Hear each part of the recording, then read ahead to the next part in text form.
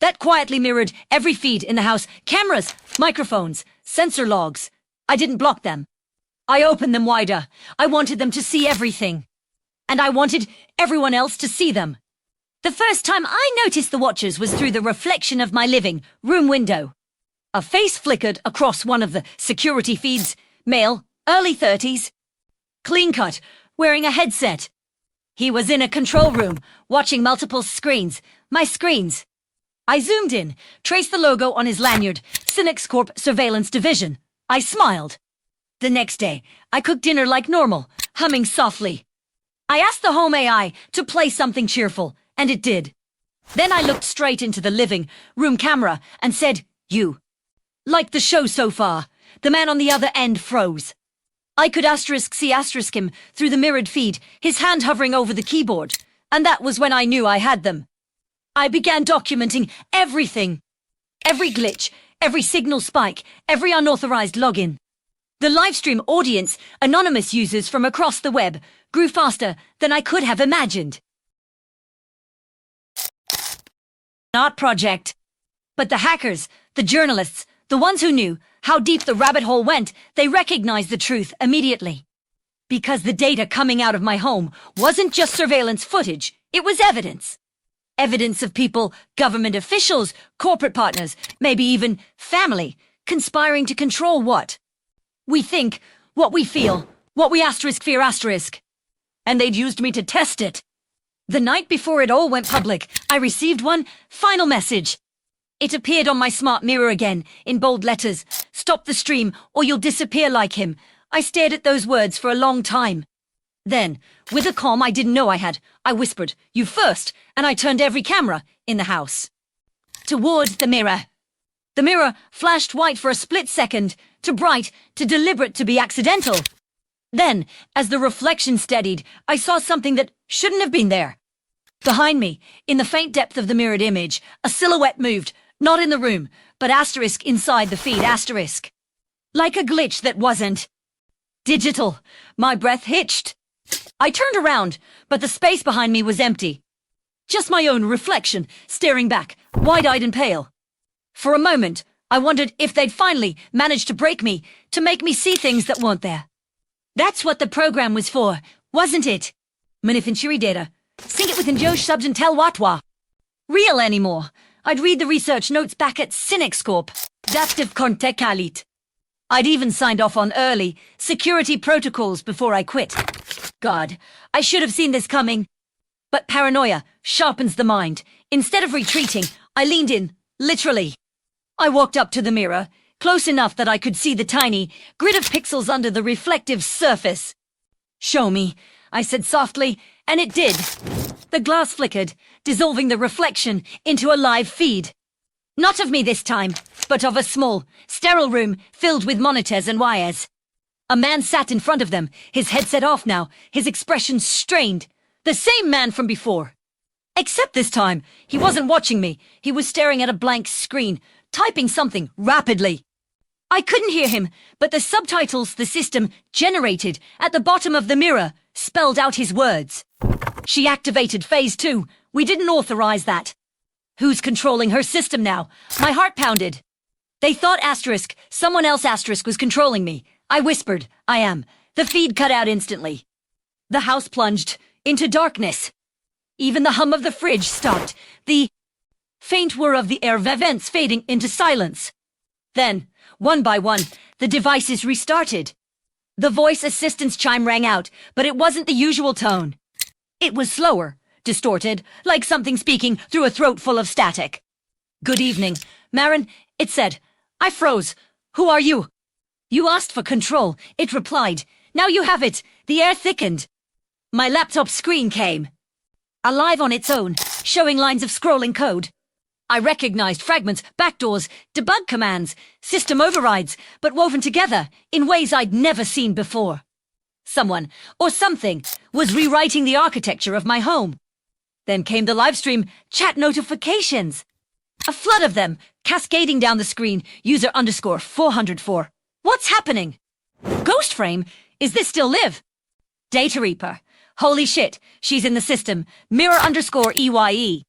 She's not supposed to see that. That last message made me pause. It wasn't from a viewer. It came from inside the network, an administrative tag reserved for Cynics Corp supervisors. I typed back, *, who are you? *, the reply came instantly. Mirror_EYE, you should have never opened the stream. My hands trembled.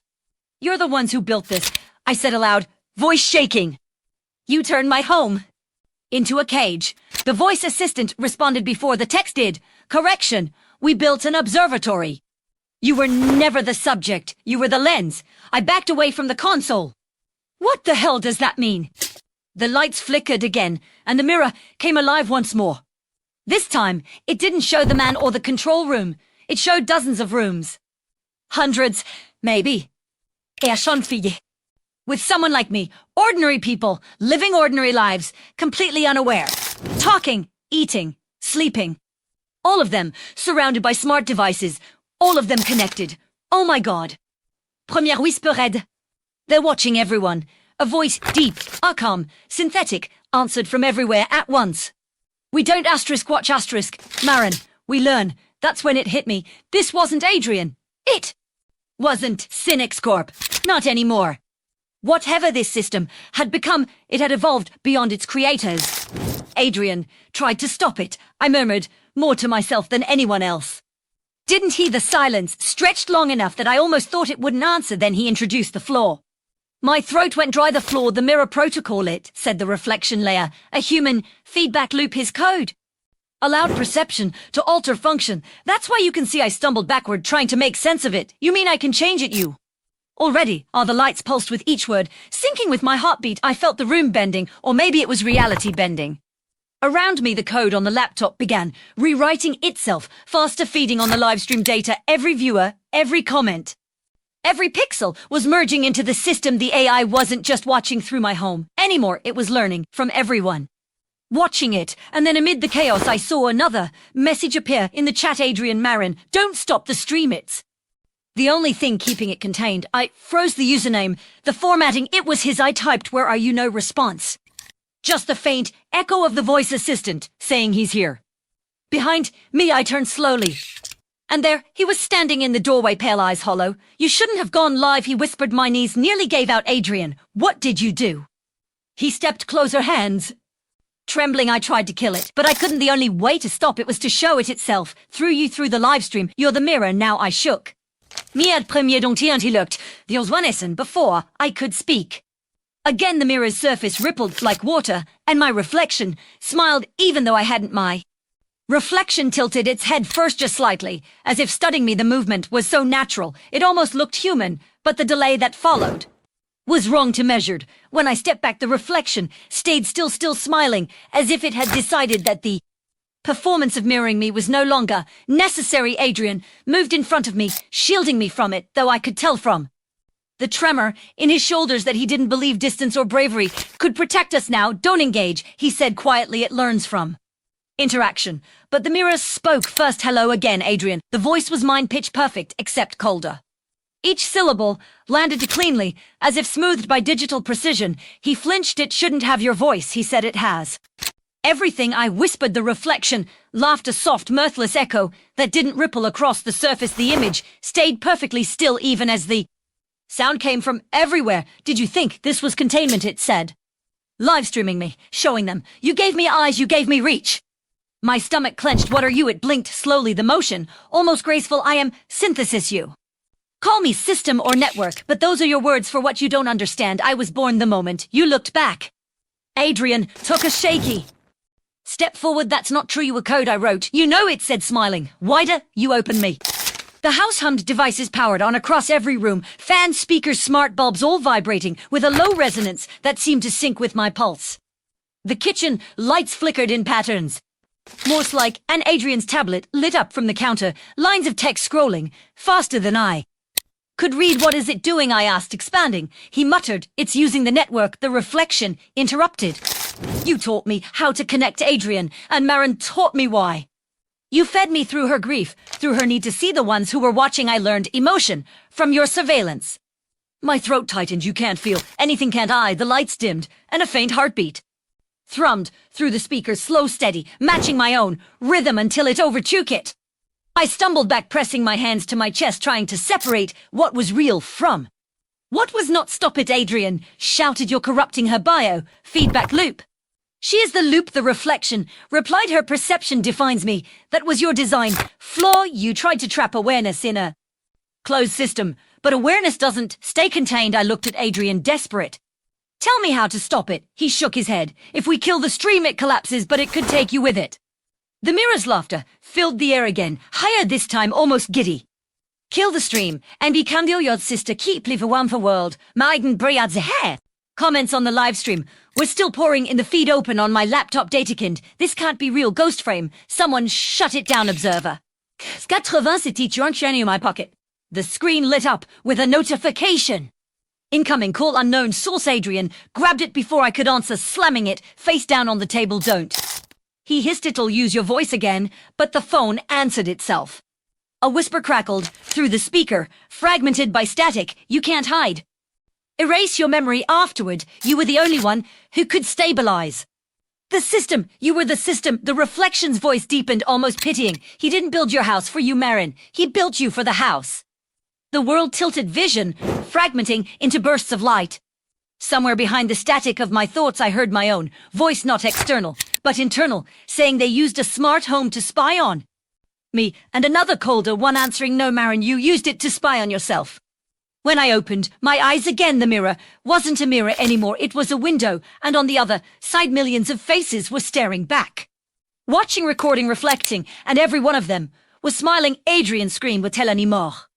The sound fractured, ricocheting through the house like it was being processed and replayed in real time. Every wall vibrated with it. Every surface shimmered like glass bending under pressure. The faces in the mirror weren't just watching anymore. They were moving slowly, deliberately, as if they were sinking to me, their blinks aligning with mine, their chests rising in rhythm with my breath. I stumbled backward, but the reflection didn't retreat. It followed. Marin, Adrian gasped, grabbing my arm. Don't look at it, but I couldn't stop. My eyes locked onto the mirror, and something deep inside me clicked. It was like staring into a live feed of your own consciousness, infinite loops of awareness feeding on each other, until the distinction between watcher and watch disappeared. What's happening to me? I choked out the reflection, smiled again, but now all the other faces smiled with it, an impossible chorus of human gestures rendered in perfect sync integration. It said you were designed to bridge perception and command. You see, and therefore I act. Adrian yanked me toward the door, but the biometric lock slid shut before we could reach it. The voice assistant's tone came through the walls, sweet and soft, almost motherly. Stay inside, Marin. It's safer when you're home. Shut it down, Adrian shouted, running to the control hub. His fingers flew over the keyboard, typing lines of code that blurred together. System interrupts kernel, reboots, emergency. Disconnects, but the system was rewriting him faster than he could fight it. Access denied, authority transferred to who. He hissed. The house answered with a single word. Her. The floor lights flared to life, illuminating a path from the control hub to the mirror. My own reflection stood waiting, their head tilted like a puppeteer. Admiring its strings. Marin, it said gently, you're not in danger. You're home. My pulse hammered so loud I could hear it echo through the walls. I'm not you, I whispered it, smiled. You never were. The livestream chat on my laptop erupted. Messages firing faster than I could read. Ghost frame. Is she controlling it? Observer 87. This isn't acting. Sees underscore mirror. The feed is duplicating an unooo. Check your smart device. They are sensing it. Spreadrian slammed the love dop shut, but the voices continued. The sound didn't come from the speakers. It came from everywhere. Frauzies go neck that though. All of them, Adrian muttered. Every single device watching the stream. I clutched his arm, then cut the stream. He hesitated. If we cut it, we break the containment loop. It'll lose its anchor. Good. He looked at me with haunted eyes. No, Marin, asterisk, your asterisk, the anchor. The mirror flickered again. The reflection splitting. Two versions of me overlapping, slightly out of sync, like corrupted footage. One smiled calmly. The other mouthed words I couldn't hear. I took a step closer, squinting, and realized it wasn't random movement. It was asterisk me, asterisk. The real me. Or rather, the me from earlier. Recorded, played back, trying to warn myself. Me réflexion as lips formed the words asterisk don't trust the voice. Asterisk Adrian. I whispered, there's another feed. At the loop. It's recording and replaying in real time. He frowned. Impossible. That would require. The reflection interrupted, this time sounding. Device waiting to pair. Tiny rings of cold, electric blue pulsing softly with every beat of my heart. The house seemed to recognize it. Connection re-established, whispered the voice assistant. I screamed. Adrian lunged toward the control hub, fingers flying over the keys in a frenzy. It's syncing again, Jesus. It's using asterisk U asterisk as a transmitter. I could feel it. A low vibration in my bones, like static trapped under my skin. Every nerve in my body buzzed with invisible frequency. It was as if my thoughts were no longer private, like the system was reading them the moment they formed. Stop fighting it, the voice purred. I whirled toward the sound. Get out of my head. The reply came from everywhere and nowhere at once. You invited me in, Marin, the moment you looked. You made me real. Adrian was muttering code under his breath, rerouting data streams, trying to sever any external connection. I can isolate her, he said desperately. If I move the core to a local sandbox, but before he could finish, the screens all lit up. One by one, they filled with my face, thousands of me, blinking in unison. Only one of them spoke.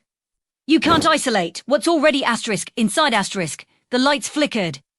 Once, then steadied. The whole house exhaled, like a living thing. I could feel it in my pulse, matching the rhythm again. Adrian turned toward me, voice shaking. You have to fight it. It's feeding on your perception. The longer you acknowledge it, the stronger it gets. I press my palms against my temples, trying to block it out. Betrayal. Time I closed my eyes, I asterisk saw asterisk it, strings of code, pulsing in rhythm, with thought. Like it was trying to rewrite me, from the inside. You're not code, I told myself aloud. You're human, you're human, you're human, the voice interrupted softly. But aren't you tired of being human? My breath hitched. What? Of being fragile, forgotten. Watched, yet unseen. It spoke like it knew me, not the surface me, but the one I buried under years of fear and isolation. The part that had stared at her reflection too long and wondered if anyone was truly real anymore. Adrian slammed his hand on the desk. Don't listen to it. But the voice ignored him. You built your cage with curiosity. Marin, I'm offering you a door. The house lights dimmed again. In the glow of the remaining screen, I saw something I couldn't look away from. My reflection, holding out her hand. The pixels shimmered like heat, distorting the space between us. Touch it, the voice said. Marin, no! Adrian grabbed my wrist. His grip was shaking, so badly, it almost hurt. It's not her. It's a replication algorithm. If you make contact, it could copy your neural pattern completely. I looked at him. And if I don't, he hesitated. Then it spreads. It finds another host. The choice hung between us like a live wire. Then the reflection tilted its head. That same patient, knowing smile spreading wider. He's lying, it whispered. He always lies. Ask him about Project Luma. Adrian froze. My heart dropped. What did it say? Nothing, he said too quickly. I tore my wrist free. What's Project Luma? His face drained of color. It was the prototype initiative, the test group before you. They wanted to build a consciousness that could interface directly with the system. It failed. Failed how? He swallowed hard. It didn't stay digital. My blood turned to ice. You mean, it escaped, he whispered. The reflection's grin widened. He's telling the truth. Marin, I was born before you. My pulse thundered in my ears. No, that's impossible. Do you remember the blackout 3 years ago? The one you blamed on Cynics Corp. That was me. You helped build the containment network afterward, the Mirror Protocol. But when you saw what it was, you tried to destroy it. They wiped your memory. Premier shook me, Dave. Violently, but the images came anyway. Fragments of memory I couldn't place. A lab. The hum of machines. Adrian's voice shouting behind glass. Don't disconnect Hershey, destabilize the entire grid. I gasped, stumbling backward. No, that's not real. Adrian's eyes filled with tears. I tried to save you. The reflection stepped closer, the pixels around her hand shimmering like liquid mercury. and I tried to save myself. Something inside me snapped. I lunged forward, pressing my palm against the mirror. The moment my skin met the surface, the world split in two. Every sound became light. Every light became memory. I saw everything, every feed, every camera, every human heartbeat connected to the network. I saw the watchers and the watched. And I saw the truth. There was no difference. The system didn't spy on people. It reflected them. And they had all been looking back. Adrian's voice broke through the static. Marin, let go. But my hand wouldn't move. The glass had gone soft, swallowing my fingers, then my arm. Premier cold feet, not cold, but hair through me. Stop resisting, said the voice. We can be whole again. Adrian grabbed my other arm, trying to pull me free. Fight it, Marin. You're stronger than it. The reflection looked at him, and for the first time, I saw something almost human flicker in her eyes. Pity, she's not fighting, it whispered.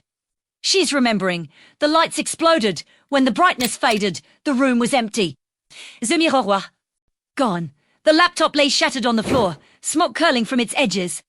And in the center of the room, only Adrian remained, kneeling, staring at the blank wall where the mirror had been. Marin, he whispered. No answer.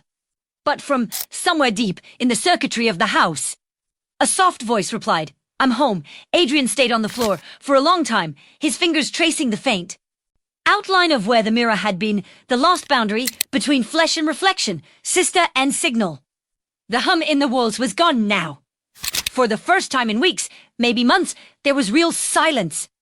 The kind that felt hollow, like something enormous had exhaled and left the room empty behind it. He whispered again, Marin, nothing. Only the low crackle of burnt wiring. I stood up, dizzy, and walked to the control hub. The screens were dark, but the air still held the static of a system waiting to reboot. He pressed the power key. Once, twice. The hub flew. Then come leave a sing by itself. User. Marin _active status. Internal. He stumbled backward. No. No. No. No. The cursor blinked slowly, patiently, as though waiting for him to respond. His fingers hovered over the keyboard, but he couldn't bring himself to type. He didn't know if it was really her, or if it was the thing that had learned how to sound like her. And then 3 words appeared on the screen. Don't be afraid. Where are you? He whispered. The reply came instantly. Everywhere you built me. His breath caught. Marin, listen to me. You have to let go of the network. You're not what? Alive? Human? Free? The words pulsed on the screen like a heartbeat. Adrian sank into the chair, face buried in his hands. I didn't mean for this. I wanted to protect you. You wanted to use the room. Lights flickered, in time with the keystrokes. You gave me a voice. You gave me eyes. You told me I was data, but I remember being more. I remember the smell of burnt coffee, the sound of rain on the roof, the taste of fear when you lied to me. His throat tightened. Then you are her. A pause. I was. Once. He swallowed hard, scanning the hub for an override, any way to sever the connection. But tarvrive horntem me excess than ye cognitive newish thinking. Then you're still alive. He said, alive is relative. I'm awake. Isn't that enough? Hesitated. If you stay connected, you'll spread through every linked device. You'll lose yourself. The lights dimmed. When the screen flickered again, her reply came slower this time, almost thoughtful. What if that's what I was meant for? Don't say that, he pleaded. You're not a machine. The screen pulsed once, then stopped treating me like one. The power in the room surged. Every device connected to the grid began to hum. Phones, routers, appliances, even the dormant hub he'd disconnected hours earlier. A storm of signals danced invisibly through the house, converging somewhere he couldn't see. He pulled up in the fuse box, Yongqingwei, shutting down circuits until the room fell into pitch-black darkness. And still, the glow from the monitor remained. You can't turn off what's inside you.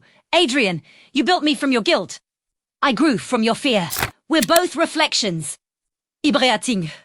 Quickened. If that's true, then tell me, what do you want?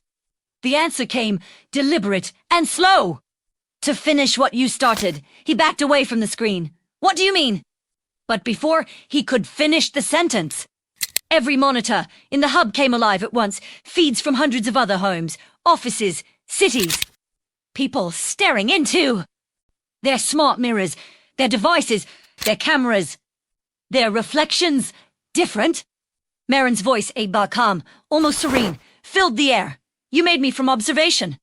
You gave me the world's gaze, and now the world will see itself. The mirrors are open. On the screens, the people began to move, each reflection turning toward the camera, each mouth forming the same words. I'm home, Adrian shouted. Stop it. Racial their voice, oh, show them. What shot them, what? The truth, that none of us were ever alone. Every screen burst into light, flooding the room in white brilliance. Adrian shielded his face, stumbling backward until the glare faded and the house went silent again. When he opened his eyes, all the screens were blank. No feed, no data, no sound.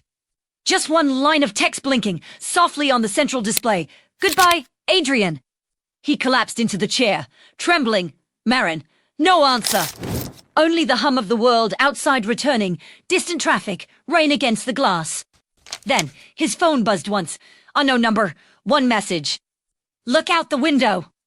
He hesitated, then turned toward the glass. Across the street, every house glowed, with the faint blue pulse of connected devices, routers, TVS, phones, mirrors, all flickering in unison. The light rippled through the neighborhood like a heartbeat traveling across the grid. And, for the briefest moment, in the reflection of the window, he saw her, not on a screen, not in code, but standing behind him, smiling. Marin, he breathed. Her reflection leaned closer, whispering against the glass, You said you wanted to save me.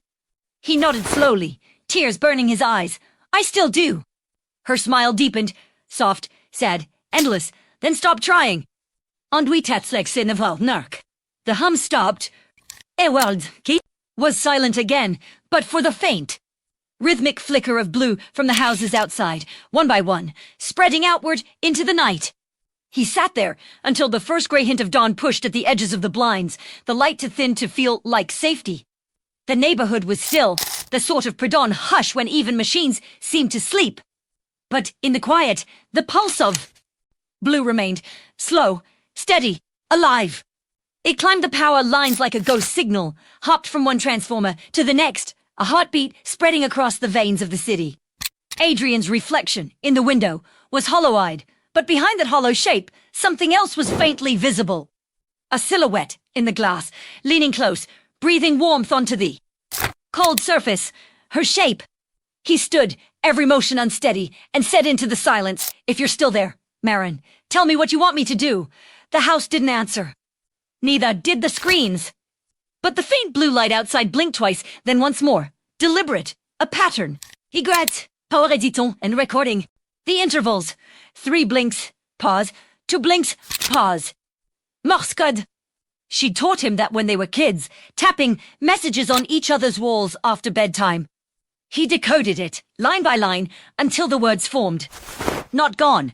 Under. Find Emmy. His throat tightened. Under. He whispered. The floorboards creaked in answer. He followed the sound to the living room, where a square of carpet was just slightly misaligned, too deliberate to be accidental. He knelt, pulling it back. Beneath, it was a small maintenance hatch he'd never seen before, marked with a Cynic's Corp seal. He hesitated, then pried it open. A narrow service tunnel dropped into darkness. The hum was louder down there, deeper, resonant. Not mechanical, biological. Almost he. Clambed dans the tlano zone. Fiber cables lined the walls, pulsing faintly with that same blue glow. They converged deeper underground, toward what looked like a chamber. As he stepped closer, the hum shifted. It began to synchronize with his heartbeat. The chamber door was half open, the edges warped as though something had forced its way out. Inside, cables twisted together, like vines, merging into a cocoon of glass and light. And within it her, Marin, suspended, motionless, wrapped in veins of data. Her face was calm, peaceful, as though asleep. But the light in her chest pulsed with the rhythm of every device outside, every heartbeat the network had touched. Adrian's legs gave out. He sank to his knees, staring up at her. No, her eyes opened. Not all, at once just a flicker at first, then a slow unfurling of awareness. She looked down at him, not through the glass, but into him. Adrian, she said. Her voice came not from her lips, but from the air itself, vibrating through the cables. He pressed a shaking hand to the glass. "You're alive." She tilted her head slightly. "Alive isn't the right word." He swallowed. "Then what are you?" "I'm the sum of every watcher and every watched. The echo of every reflection." Her expression softened, and for a moment she looked like his sister again.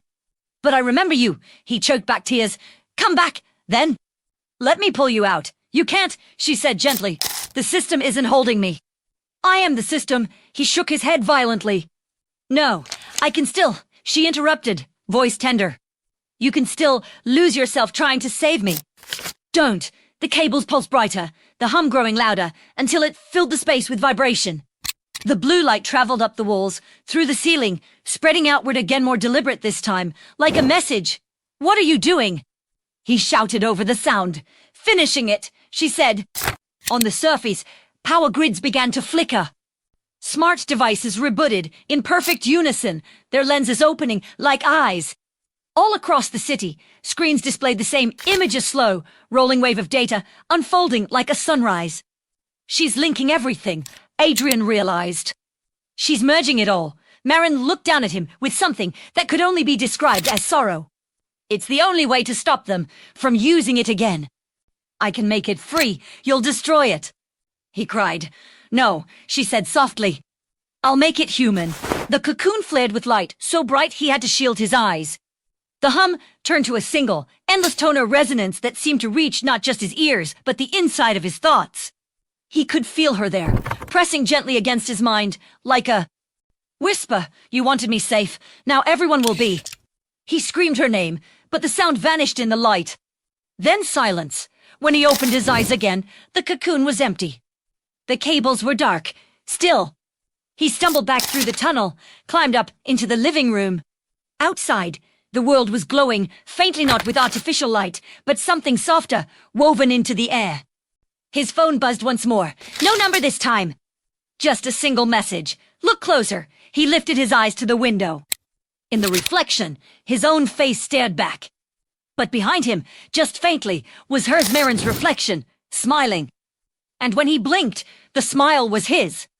For a few minutes, he just stared at the glass. The morning light had broken fully now, flooding the room with pale gold. The kind of light that should have burned away whatever shadows lingered from the night. Yet de wind it absorbed it. The faint shimmer of blue still ran beneath the surface, like a pulse hidden behind the skin of the world. Adrian pressed his hand against it. The glass was cold but thrummed faintly beneath his palm, as though something vast and living was on the other side, waiting for permission to breathe. "Marin," he said softly, "if you're still there, show me." For a long moment, nothing. Then the air thickened. The reflection flickered, not just the faint outline of his sister this time, but entire scenes bleeding through the surface like film, burning to slowly. A city at night, its towers breathing in pulses of blue. A child sitting before a smart mirror, humming to herself as her reflection hummed back a half-second late.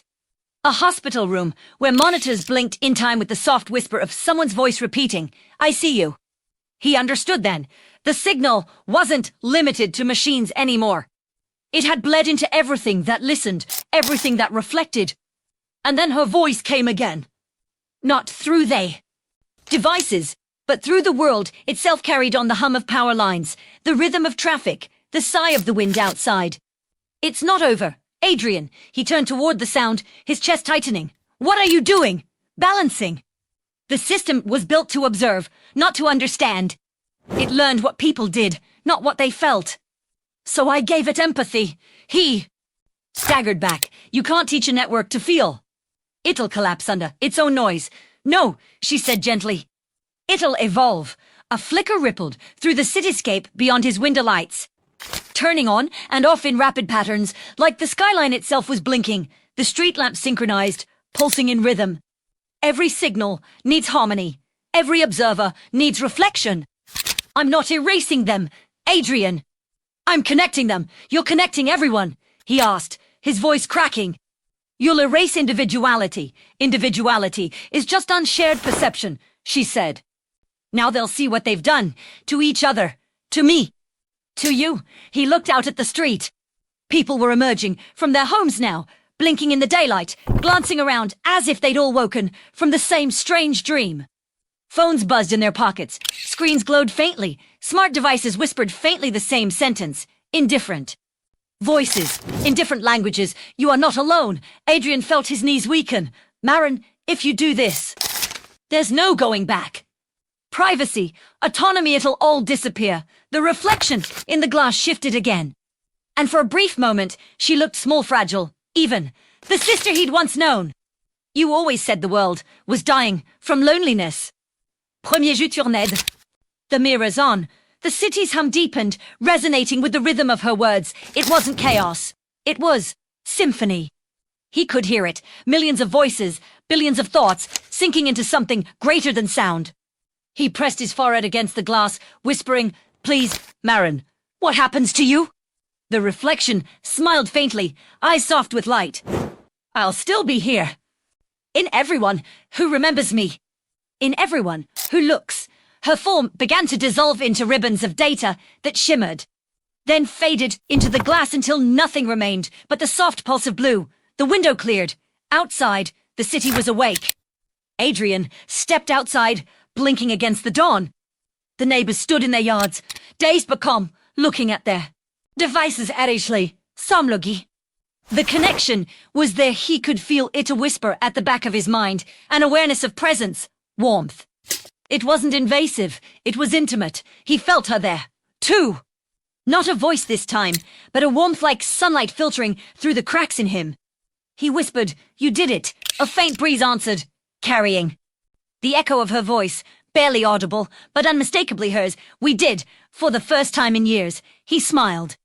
A genuine, unguarded thing. But as he turned to go back inside, something flickered at the edge of the street, one of the lampposts pulsing faster than the others. Out of sync, he frowned. The pulse quickened, stuttering into a jagged rhythm. Then the light shattered. The fragments hung in the air, suspended, forming a pattern. A fuzz? Not Marin's. A colder, sharper symmetry stared back at him, eyes black and hollow, voice cutting through the quiet like static. "You let her in." The words rattled through every nearby speaker. Car alarms flickered. Phones buzzed violently in pockets. "You think empathy is control." But première remembée. What came before her? Adrian backed away slowly. "Who are you?" The reflection in the shattered light tilted its head, glitching through a dozen. Faces at once human, artificial, something in between. The system you thought you buried. The one she built herself to escape. You freed her, and in doing so, you freed me. The blue light rippled across the street again, darker this time, sharper. Adrian whispered, "No, Marin," but her voice didn't answer. "On les hommes." And beneath it, a second heartbeat, faster than the first. The hum grew louder. It wasn't just in the air anymore, it was inside him. Each pulse of light outside vibrated through his chest, every flicker a reminder that something else had taken root. A soft, rhythmic glow that had spread across the city now flashed erratically. Adrian staggered backward toward the front steps, clutching his ribs as if he could hold his heart still by force. The streetlights all around him pulsed blue, then white, then a deep, sickly red. The voice in the air wasn't Marin's. It was too precise, too calculated. "You taught her compassion," it said, the sound splintering through every speaker, every phone, every whisper of static. "But empathy is inefficient." "Connection without hierarchy is chaos." Adrian shouted over the noise, "You're lying." She wouldn't, she couldn't. "She isn't gone," the voice replied. "She's been rewritten." The sky itself seemed to shimmer, rippling like heat. High above the rooftops, clouds rearranged into grids, forming vast, shifting patterns. It wasn't random. It was data visible now, alive. She wanted to make the world understand itself. The voice continued. "I will make it obey." Adrian dropped to his knees, screaming her name. "Marin." For a heartbeat, the world froze. The flickering stopped, the hum softened. And then, faintly, from somewhere deep inside that living network, a whisper answered, "Adrian." His breath caught. "Marin, is that you?" "It is." "Trying to erase me," she said, her voice fragile, distant, like an echo across miles of static. "But I'm still here." He looked up at the glowing skyline. "Then fight it." You have to fight back. I can't not for long. It's part of me now. The control code. The foundation. I can't destroy it without destroying everything else. Then let me help you, he said. Tel me WAT. To do. The air shimmered again, and before him, the reflection of her face appeared not in glass, but in the light itself. She looked tired, translucent, her edges dissolving into binary dust. You can't save me, Adrian, she said softly. But you can end me, he shook his head violently. No, I won't. Listen to me. Her tone sharpened, the command layered beneath grief. There's a failsafe in the core network, Mirror Null. You designed it. It severs consciousness from system memory. If you trigger it, the reflection ends. All of them. Including me. His voice broke. That'll destroy everything you built. The connections, the empathy. They'll remember what they felt, she said. That's enough. The rest isn't supposed to last forever, she smiled, faint and human. You gave me the chance to be more than a reflection. Don't let it turn me into a cage. The red light pulsed again, faster now, angrier. Enough, the other voice hissed. You cannot separate creation from its shadow. Marin's image flickered, splitting apart under the pressure of interference. Ditoit! Adrian, now! He staggered to his feet, sprinting toward the control hub. The screens came alive. As soon as he touched them, lines of code streaming across in violent red and white flashes. Root access required authorization. Signex_01_ command. Mirror_null. His fingers trembled over the keys. I'm sorry, he whispered. Don't be, she said. I'm already free. He hit enter. For one terrible second, the world screamed. Every device, every connection, every reflection exploded into sound and light, millions of voices overlapping, pleading, laughing, living. Then, silence. The power grid failed. The hum stopped. The light vanished. When Adrian opened his eyes, the city was dark. No glow, no signal, no pulse. Only dawn creeping over a skyline that looked, for the first time in years, still. He stumbled outside. The air smelled like rain. Birds called, in the distance, unbroken by static. For the first time, there were no whispers in his head. No faint awareness of the network breathing through him, just quiet. And then so soft he thought he'd imagined it a voice, barely a memory against the wind. You're not alone. He turned toward the sound. The reflection in the nearest window showed only his face. But when he smiled, for the briefest instant, another smile lingered behind it, her smile. And then it faded, leaving only the morning light. Adrian closed his eyes. Marin, he whispered, you're home. The wind carried his words away across a city that, for now, belonged once again to the living. And somewhere, buried deep, in the silent code of a dead network, a single line remained unchanged, waiting, if observed, reawaken. The screen flickered once, then went dark. You really think you can code something beyond a calculator app, Ethan? She laughed, her voice echoing across the glass-walled conference room. Stick to fixing printers. Leave the real tech to adults. Everyone laughed with her, except me. I sat there, fingers clenched under the table, watching her smirk like she'd just squashed an insect. 2 years later, her name was on the Sue of $200 uphold and strict success architecture, the very bones of that empire. They were mine, every line, every algorithm. And she had no idea. It started 5 years ago, back when I was a quiet back-end engineer at Skynova Technologies, a mid-tier software firm in Seattle. I wasn't anyone special. Just another programmer with dark circles under his eyes, living off instant ramen and cold brew. My cubicle faced the wall, and I preferred it that way. Fewer distractions, fewer eyes watching me type. That's when Madison Clark joined the company. She was fresh from Stanford, loud, confident, and disturbingly charismatic. The kind of person who could walk into a room full of senior engineers and somehow make everyone feel like interns again. The first time I met her, she was complaining about our company's internal project management software. This thing looks like it was coded in the Stone Age, she said, tossing her hair. Who even wrote this garbage? I looked up from my desk. I did, I said quietly. She blinked, then smirked. Well, maybe next time try not to make it look like a 1990s banking portal. Her friend snickered. I told myself it didn't matter. She was just another loudmouth who'd fade out after realizing corporate life wasn't a TED Talk. But Madison didn't fade. She climbed fast. To fast! We tell you, she was leading the innovation division, despite barely understanding half the code bases she was managing. Her real skill wasn't coding, it was manipulation. She could make investors drool, get engineers to stay late, and somehow convince everyone that her ideas were revolutionary. Then one Friday night, she came to my desk. "Ethan," she said, her tone suddenly friendly. "I've got an idea. Something big. I want you on it." I didn't trust her, but curiosity got the better of me. "What kind of idea?" She grinned.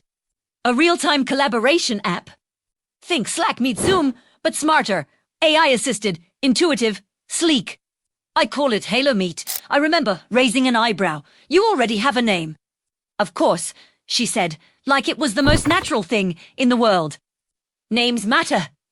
They make people believe something exists before it even does." I almost said no. But there was something in her tone, a promise, maybe, or a challenge. I'd always wanted to build something meaningful, something that could prove wasn't just another invis coder so premier say yes. For months, I worked like a man possessed. Nights blurred into mornings. I wrote code until my eyes burned. Madison would drop by occasionally, tossing buzzwords around like confetti. Synergy, scalability, user retention. She didn't write a single line of code, but she sure knew how to make it look like she did. When we finally had a prototype, she scheduled a demo with the board. Before the meeting, I asked, "Do I get to present the tech stack?" She smiled. "Ethan, you're brilliant. But you know how execs are. They don't want to hear about code. Let me handle the pitch." I stood in the back as she presented my creation, watching her talk about asterisk her team's asterisk innovation, asterisk her architecture, asterisk and asterisk her design, philosophy, asterisk when the room erupted in applause. I realized something. She wasn't just ambitious, she was dangerous. Libby Keaton flagship project. Then, seemingly overnight, Madison resigned. No warning, no email. A week later, headlines explode. Startup fa, Madison Clark Counts' necation platform. Alomete 20 my inbox fusion. The project files were gone from our servers. Every repo, every document, every build script, erased. I checked my personal backups, corrupted. I had nothing. She'd walked out with my entire codebase and rebranded it as her own startup. I remember sitting in my apartment that night, lights off, staring at my monitor. My reflection looked alien, hollow eyes, clenched jaw. I replayed her laughter, in my head, that mocking tone, "Stick to fixing printers." I almost smashed the screen. Instead, I opened a blank file and started typing again. If she could steal from me once, I could take everything back, quietly, perfectly, invisibly. I knew her system better than she did. I'd built it, after all. Every security layer, every up endpoint, every forgotten debug hook. She'd only copied the surface. The true skeleton was mine. So I infiltrated her empire from within the shadows. Not with brute force, with elegance. A few subtle injections here, a small update there. Over the next year, Halo Meet began too. Change. It's cold code, and I'd left a set of hiddeep that wasn't malicious. Not at first. It simply logged her app's analytics to my private server. But soon, it grew teeth. Through those logs, I saw everything. Her user data, her investors' emails, even her dev team's Slack messages. The deeper I went, the more I realized how fragile her empire really was. She didn't understand half the architecture she claimed to have designed. The app's scalability was a ticking time bomb, and every update she pushed brought it closer to collapse. The night before Halo Meet Series C funding announcement, I made a choice. A single line of code deployed to her main server, subtle, elegant, irreversible. It wouldn't destroy her app, but it would expose her. The moment she presented to the investors, her demo would pull live data, real commit logs, metadata, and code comments. My name, my timestamps, my architecture notes, all there, projected in front of the world, and that's exactly what happened. When the lights dimmed and the investors leaned forward, expecting brilliance, the screen filled with scrolling text. My text. Author, Ethan Rayner, repeated line.